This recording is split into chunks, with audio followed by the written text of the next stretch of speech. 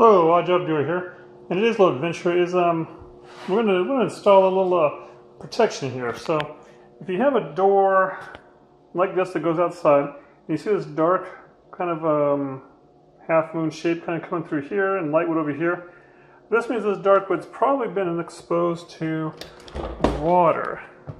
So you come out here, you can see, you got a good threshold here. And it's higher than this wood out here, so there shouldn't be any backwash. But on the door here, we can see some rust spots. That's one thing. Another thing here is that this here is where water can go in through and rot your door. But basically this door has had it. But at the bottom you can see right here, nothing, just goes straight down. So if that part doesn't overlap this ledge enough, water can fill back in and weten your carpet and do stuff like that. So what we've got here today is something called, I think, a drip cap. And so here's the aluminum one. And basically what I'll do is you have a bottom portion. This is the bottom, and this is the front of it. And it will go on this here door. We got a door here that we just already painted. So it'll go on like this. Now, there's some key things to install in this. One is that you can see here, it's pretty much on the line, but over here, it's pretty much over. So you mark that part of the door and you cut it. Get yourself a hacksaw, right? And go to town on that. And that is for your overall door. So even though this door is a 36-inch door and this drip thing is for 36-inch, the door itself is a little bit less. So I'm going to go ahead and cut this here. I'll do that later when I step outside. But you guys know how a hacksaw works, I think. Now, the other measurement I have here is a good one to have. So, let me show you out here on the outside door again. You want to measure inside your door width. When it closes, you see it closes up against here. So there's a ledge. And so you want to measure between those two ledges per se. So like over here, right there, and then down over here. Where am I at? Right there. So I'm going to get a measurement across there. And it's about 35 inches, and I will go a little bit more, like it's 35 exactly. I'm going to knock off, an 1/8 inch on both sides, so 1/4 inch more, and that is what this measurement is here already done out. But the difference here is I'm going to cut this curved part. Show you here. See, this is where the water comes. It comes down the door and it will drip off here and hopefully not backflow underneath your door. So I'll be cutting this curved part off all fancy like, and I'll be cutting down here, but the bottom, this part here, I'm going to keep, because the bottom I still want to go here. And what it does is actually, there is a channel here on the bottom, and inside that channel goes this little buffer piece here to help keep bugs and water and wind out and whatnot. The original door had one like this, which is nice and strong and bulky looking, but this one here is going to go under and be the new protectant, and this one here is going to go somewhere else, trash, whatever. Even though it's good, you can check the thickness between the two. Should be about the same. Another reason why I want to put this door guard on here and make sure you get no moisture coming down this front of this door is on the bottom here. For some reason, they didn't finish it off very good. In fact, I primed it and painted a couple coats on there. But this is just like particle wood, dust wood, whatever they call it. So I think if it gets wet, it's going to swell up and not make your door happy. So this thing here should keep it done.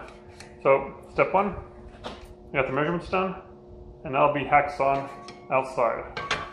Alright, so we got the first cut done there just to get the width going on this thing. And now some of you might have pointed out what a good idea would be is instead of going back an inch over here, hate to say it, but it's better to go 1/2 inch and probably a 1/16. And on this side here, 1/2 inch and a 1/16. Right? Because yeah, I was thinking, okay, yeah, you know, cut an inch off here, shove it over. No, we're not doing that, because then, you know, this would be all messed up. This is nice. So, I will measure 1/2 inch and a 1/16-ish. And same with on this side here. And then make those cuts. And those cuts will go through this fin.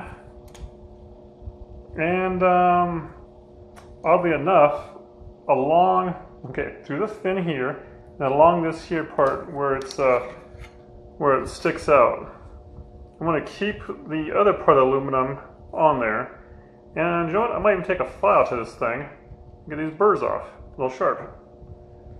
So, I'll remeasure, cut here to this part here, and then cut along there, just to get this fin part off. Alright, look how nice and scratched up it is. Anyways, the important thing is, don't worry about this line, it'll wear off. It's not like it's permanent or nothing. Right, so after you get this here done on both sides, you know, test it back in your door jamb. Basically just like a so here. Right, and make sure it fits in between. It does with about 1/8 of an inch off. So that should be good for opening and closing. Say again. Right. Just like that. So, now what we'll do is,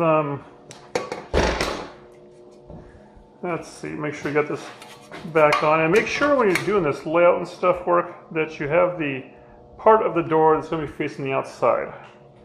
Which I'm pretty sure we got that set. Now then, I put this back in the center. And I mark where the holes go. Okay, pretty simple. Just take a marking device so you can get open, and put a dot right in the middle there. Boop.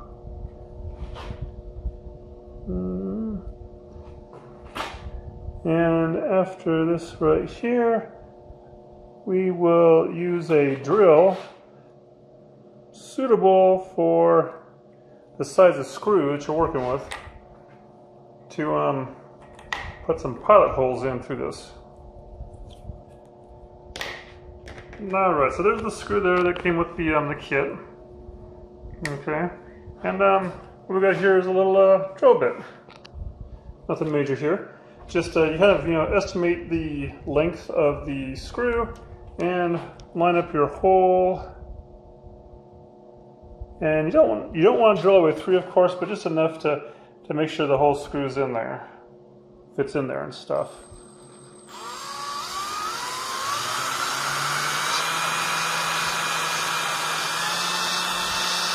Stop. Too much. All right. So we got that there, and then we will repeat it for the rest of them here.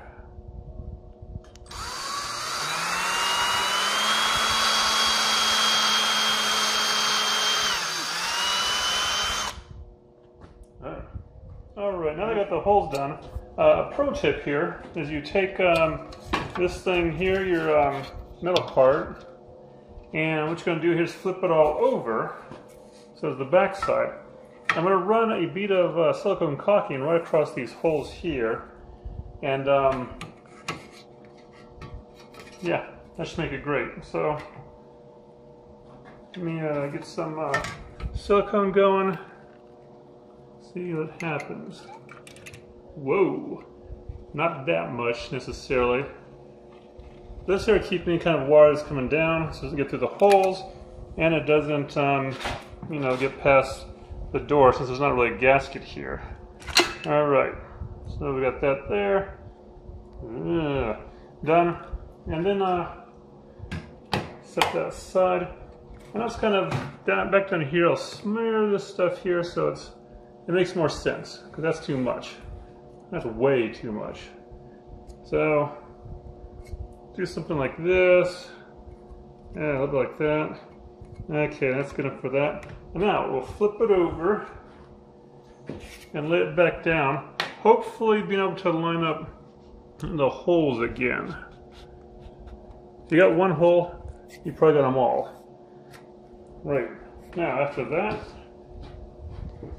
find the screw and go ahead and sink it in, nice and snug.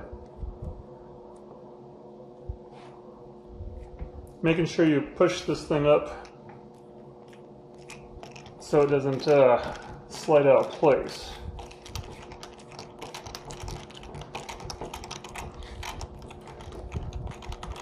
Alright, so,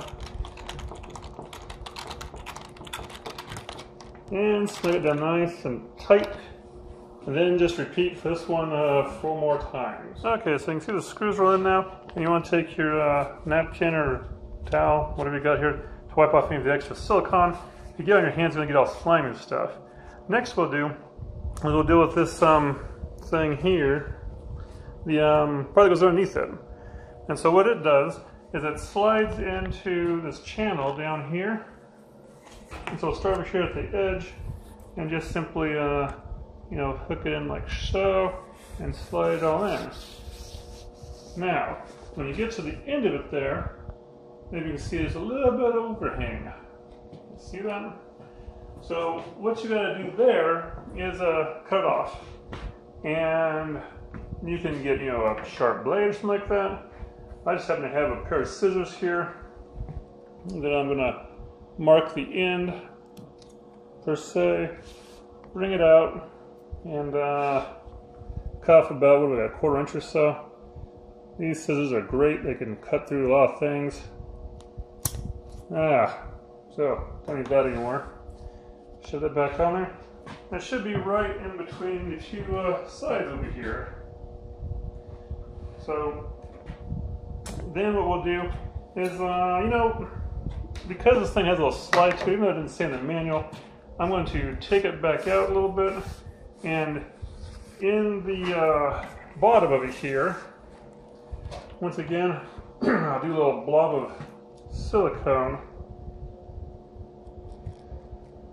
Nothing too drastic. Get off of there.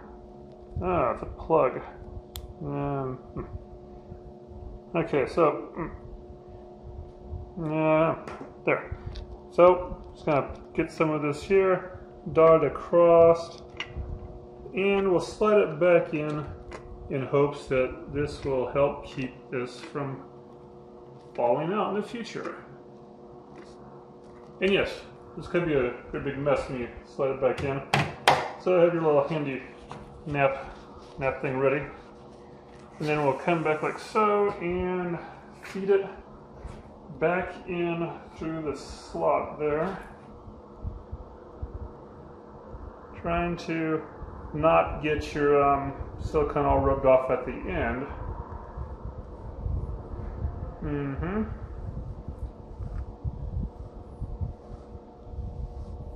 Nice and blobby like.